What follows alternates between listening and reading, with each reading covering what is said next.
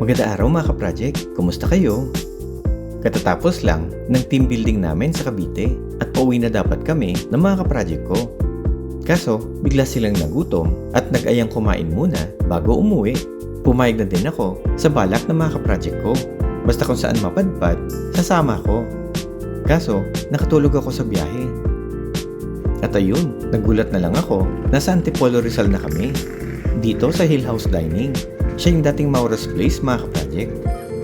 At dahil wala kaming reservation, dito muna kami sa view deck nila nag-antay. Ang ganda ng view dito mga ka-project. Okay, ready na yung table namin. At ayan, umorder na kami agad. Yung isang ka-project natin, stress na yata dahil sa gutom. Teka, inom ko muna ng tubig. At ayan, dumadating na yung order natin.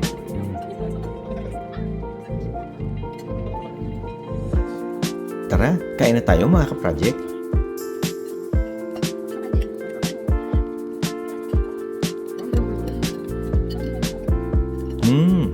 Masarap yung pasta at yung kare-kare.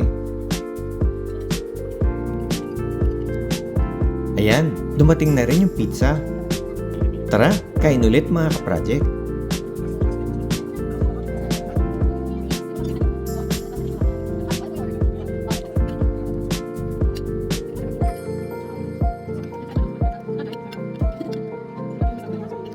Okay, ayan, craving satisfied na mga ka-project.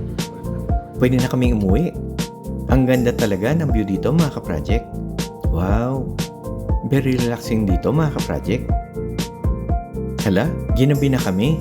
At napansin ko, full moon pala ngayon mga ka-project.